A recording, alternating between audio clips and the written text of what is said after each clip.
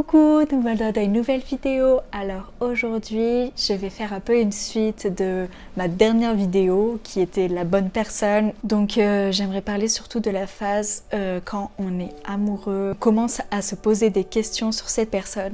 Est-ce qu'on s'engage? Est-ce qu'on choisit de s'engager avec cette personne, se mettre en couple et faire comme un couple? Alors comme j'ai parlé dans ma dernière vidéo, il est bon d'avoir la conviction et la paix pour éviter toutes sortes de blessures inutiles, toutes sortes de pertes de temps. Mais tout d'abord, avant de recevoir cette conviction et cette paix, il y a différentes étapes qui peuvent être importantes pour pouvoir avoir cette conviction et cette paix, parce que tu vas pas l'avoir dès que tu rencontres la personne, dès que tu commences à avoir des sentiments amoureux, tu vas pas avoir tout de suite cette paix et cette conviction. Donc j'aimerais parler du coup de la période des fréquentations. Cette période de fréquentation qui est hyper importante et j'aimerais vraiment parler de cela, car souvent on a envie de rater cette étape et de tout de suite passer à l'étape couple. Ça peut faire beaucoup de mal. Si tu te mets directement en couple, le physique rentre en compte. Tu peux juste tout casser aussi, parce que il y aura des étapes qui seront grillées, parce que ça sera allé trop vite pour les deux personnes. Le physique était tout de suite là, alors qu'il y a besoin d'avoir une profonde relation. Donc je vais parler de cette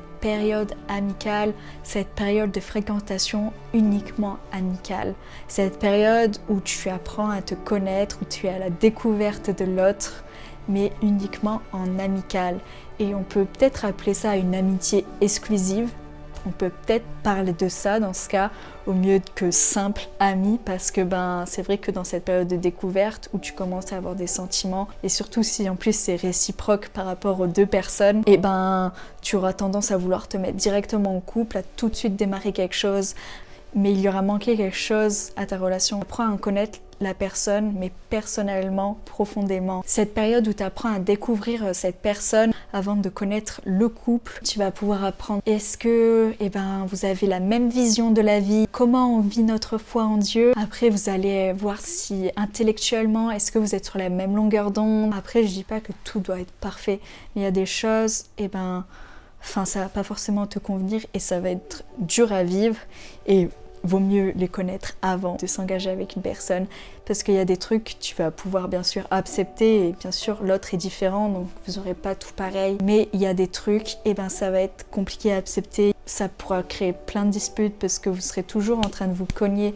et même si ça peut se travailler, et j'y crois, ça peut être aussi une perte de temps. Bien sûr Dieu aime la différence, vous serez différents dans tous les cas, mais il y a des trucs, vous allez vivre ensemble, vous allez tout partager ensemble en fait, toute votre vie, jusqu'à ce que la mort vous sépare. Donc il est important de savoir comment est l'autre véritablement, de savoir aussi ses défauts. Même si quand tu es en couple, tu auras encore des choses à apprendre, on ne saura pas tout. Mais c'est vrai que si tu rates cette période d'amitié, tu vas directement aller au couple, et là ça peut être très compliqué, parce que tu vas avoir plein de surprises d'un coup, alors que déjà que le couple est une surprise, il y aura beaucoup de trucs à découvrir, mais ça sera dans une autre étape. Est-ce que vous arrivez à prendre des décisions ensemble? Est-ce que vous avez des rêves en commun? Et est-ce que vous discutez aussi de votre vie future? Et voilà, j'aimerais vraiment appuyer que dans cette période de fréquentation, ce qui est vraiment important, c'est d'être en vérité avec l'autre, d'être, juste authentique, être soi-même, et ne pas cacher derrière une personne que vous pensez plus parfaite que vous. Du coup vous faites semblant d'être une autre personne.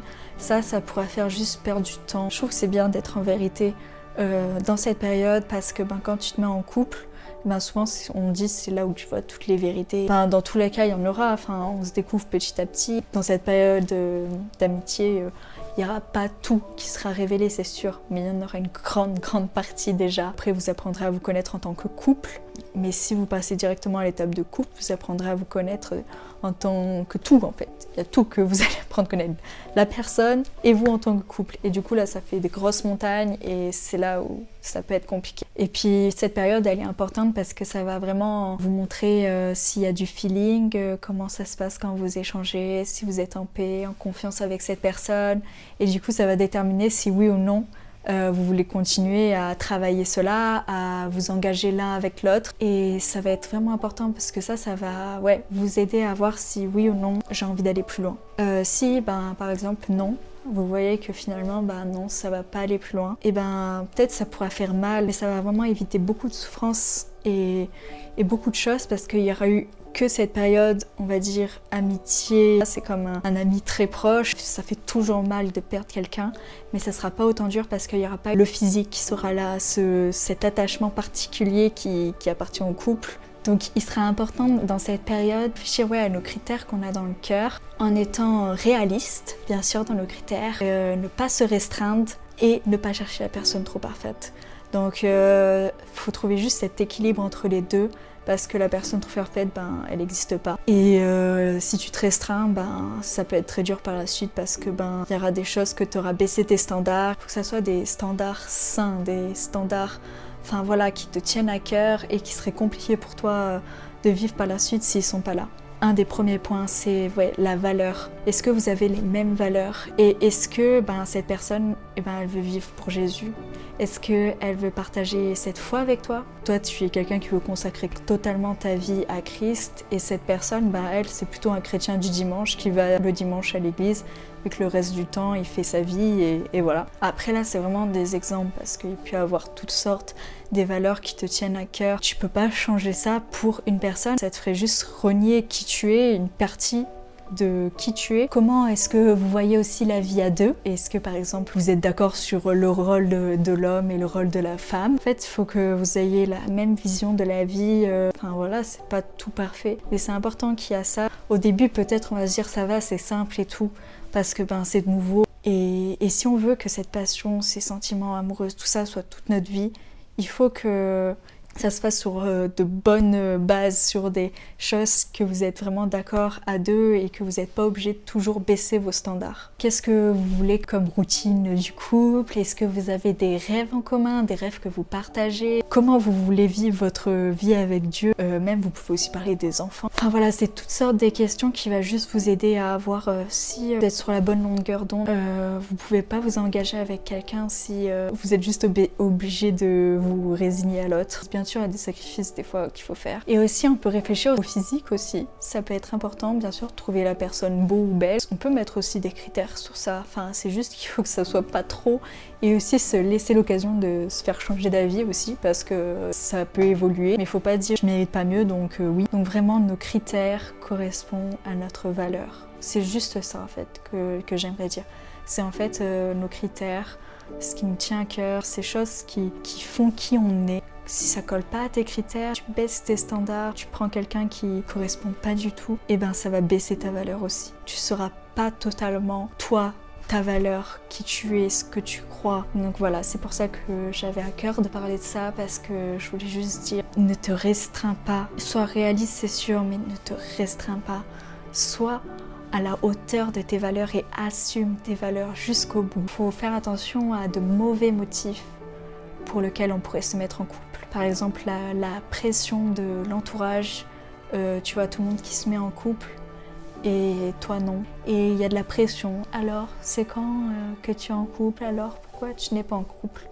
Le syndrome de la vieille fille, tu vas penser que faut que là t'es trop vieille, allez, faut se mettre en couple. Du coup, tu te mets avec le premier venu, et non plus. C'est pas du tout un bon motif, parce que tu vas prendre le premier venu et ça peut avoir vraiment beaucoup de ravages. Ça va juste faire des blessures. Aussi, se mettre en couple pour échapper à ces problèmes, un peu un échappatoire. Il y a plein de choses difficiles que tu vis autour de toi, c'est compliqué. Donc ton échappatoire, ça va être juste te mettre en couple. Quelque chose aussi qui peut te faire oublier tes déceptions amoureuses, des déceptions que tu as pu avoir, et du coup t'enchaînes le couple, et juste pour te faire oublier à chaque fois. Mais ça sera un cercle vicieux, tu vas tout le temps tourner, et voilà. Et aussi ça revient un peu à l'échappatoire, c'est combler nos besoins, juste être là pour avoir quelqu'un qui prend soin de nous. Et ça, bien sûr, dans le couple on prend soin de l'un et de l'autre, mais ça peut pas être un motif. Ça peut pas être un motif, tu te mets pas en couple pour combler tes besoins. Et voilà, toutes ces choses que je vous ai dit. Déjà, premièrement, la période découverte, où tu apprends vraiment à connaître la personne profondément. Ça va juste te permettre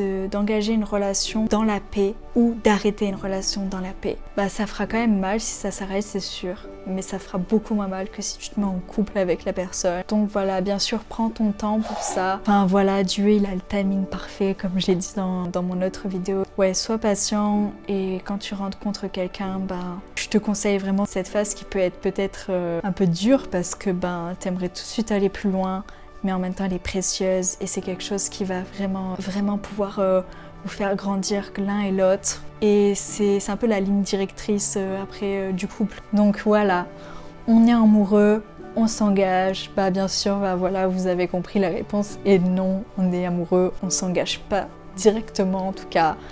On fait une période de découverte de l'autre, une période d'amitié exclusive, une période où tu apprends à connaître l'autre véritablement, où vous discutez de tout ce qui vous tient à cœur. Je conseille vraiment cette période à tout le monde. On fait une grande partie du couple après et comment sera votre relation après dans le couple. Voilà, on arrive au terme de cette vidéo. J'espère que ça a pu te parler et si t'as pas vu la première vidéo, la bonne personne, c'est un peu une suite. Enfin voilà, je suis pas allée forcément très loin dans tous les détails. Donc j'espère que ça t'a plu et vraiment je te souhaite tout le bonheur dans tout ça, dans le couple. Je te souhaite vraiment de juste être à l'écoute de Dieu et voilà, et te laisser guider par lui dans ta vie. Voilà, sois bénie.